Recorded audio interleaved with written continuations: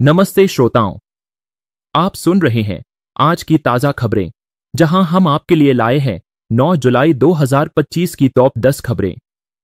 देश विदेश, राजनीति, अपराध, खेल और मनोरंजन की दुनिया से जुड़ी हर बड़ी खबर को हम आपके सामने विस्तार से पेश करेंगे। आज की खबरें खास हैं क्योंकि इनमें देश और दुनिया को प्रभावित करने वाली कई बड़ी घटनाएं शामिल हैं।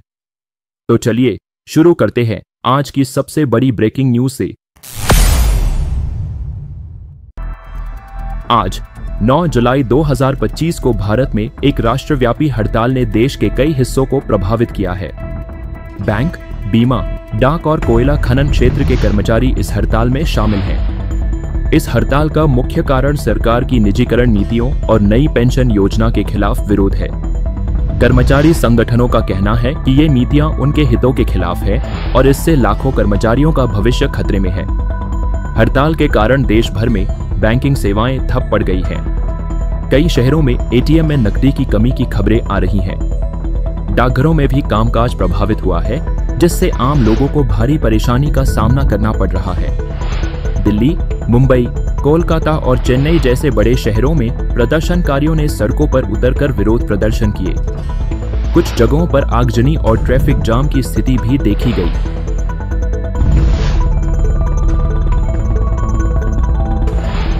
प्रधानमंत्री नरेंद्र मोदी को ब्राजील के रियो डी जेनेरियो में आयोजित 17वें ब्रिक्स शिखर सम्मेलन के दौरान ब्राजील के सर्वोच्च नागरिक सम्मान से नवाजा गया। यह सम्मान उन्हें भारत और ब्राजील के बीच मजबूत कूटनीतिक संबंधों को बढ़ावा देने के लिए दिया गया।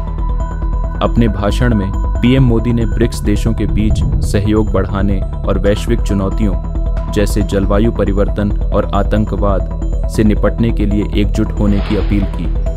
उन्होंने हाल ही में जम्मू कश्मीर के पहलगाम में हुए आतंकी हमले की कड़ी निंदा की और मलेशिया के प्रधानमंत्री के समर्थन के लिए उन्हें धन्यवाद दिया। इस सम्मान समारोह में कई वैश्विक नेता मौजूद थे, जिन्होंने भारत की तेजी से बढ़ती आर्थिक और कूटनीतिक ताकत की सराहना की। इस शिखर सम्मेलन में भारत ने नई तकनीकों जैसे कृत्रिम बुद्धिमत्ता और हरित ऊर्जा में निवेश बढ़ाने की योजना भी प्रस्तुत की।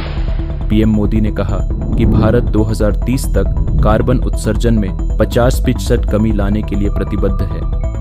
यह सम्मान भारत के लिए एक गर्व का क्षण है और इससे देश की वैश्विक स्थिति और मजबूत होगी।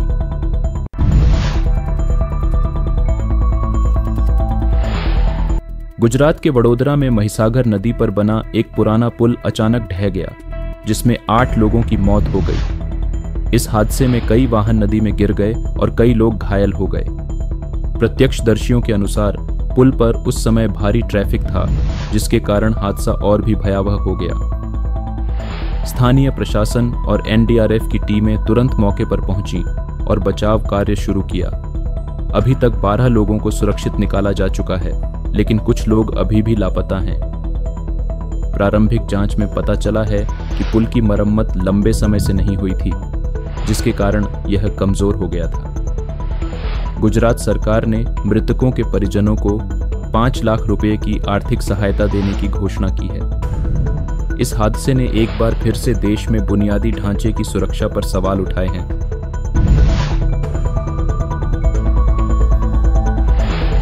भारत और अमेरिका ने एक मिनी ट्रेड डील को अंतिम रूप दिया है, जिसकी औपचारिक घोषणा आज रात होने की उम्मीद है। इस डील के तहत दोनों देशों के बीच व्यापार और निवेश को बढ़ावा देने के लिए कई नए समझौते किए गए हैं। इस डील में भारत के कृषि उत्पादों और दवाओं पर टैरिफ में कमी और अमेरिकी तकनीकी उत्पादों के लिए बाजार खोलने जैसे मुद्दे शामिल हैं। विशेषज्ञों का कहना है कि यह डील भारत की डिजिटल अर्थव्यवस्था को और मजबूत करेगी। अमेरिकी व्यापार प्रतिनिधियों ने इस समझौते को दोनों देशों के लिए फायदेमंद बताया है। इस डील से भारत में विदेशी निवेश बढ़ने की उम्मीद है, जो स्टार्टअप्स और छोटे उद्योगों को लाभ पहुंचाएगा। दोनों देशों के बीच संबंधों में यह एक महत्वपूर्ण कदम माना जा रहा है।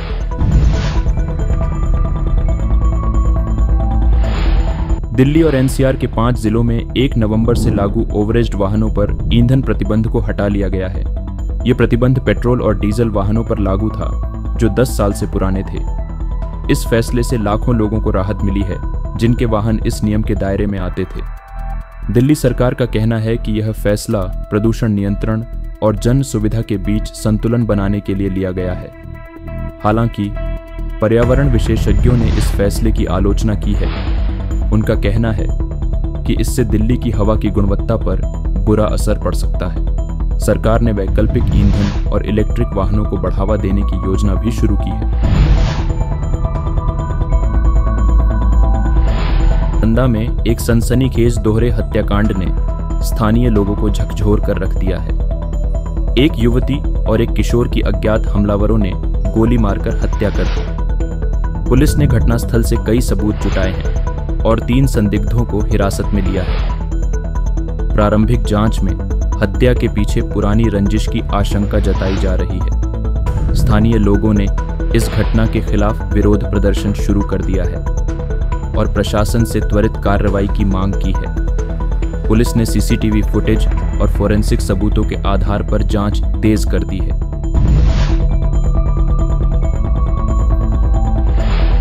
नेपाल चीन सीमा पर भारी बारिश के कारण आई बाढ़ ने एक पुल को बहा दिया, जिसमें कम से कम 8 लोगों की मौत हो गई और 18 लोग लापता हैं। बाढ़ ने कई गांवों को जलमग्न कर दिया। नेपाल सरकार ने राहत और बचाव कार्यों के लिए अंतर्राष्ट्रीय मदद मांगी है। स्थानीय लोगों का कहना है कि बुनियादी ढांचे की कमी के कारण बचाव कार्य में देरी हो रही है। इस आपदा ने क्षेत्र की अर्थव्यवस्था को भी प्रभावित किया है, क्योंकि कई सड़कें और पुल क्षतिग्रस्त हो गए हैं।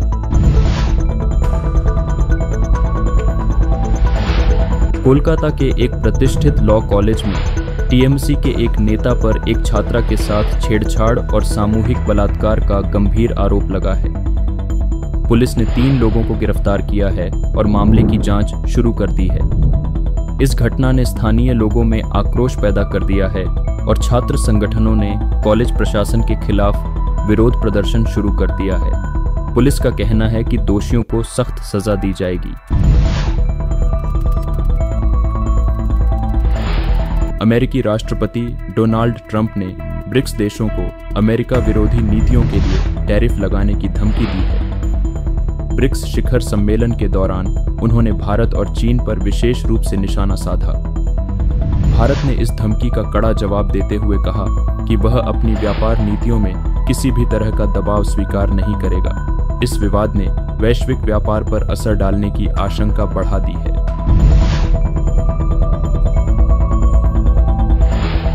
उत्तर प्रदेश में कांवड़ यात्रा को लेकर प्रशासन ने सख्त दिशा निर्देश जारी किए हैं। डीजे की ऊंचाई को 9 फीट तक सीमित रखने और अश्लील गानों पर रोक लगाने का आदेश दिया गया है। इस साल यात्रा में लाखों श्रद्धालुओं के शामिल होने की उम्मीद है। प्रशासन ने सुरक्षा के लिए 50,000 पुलिसकर्मियों को तैनात किया है। यात्रा के दौरान किसी भी अप्रिय घटना से बचने के लिए ड्रोन निगरानी की जाएगी।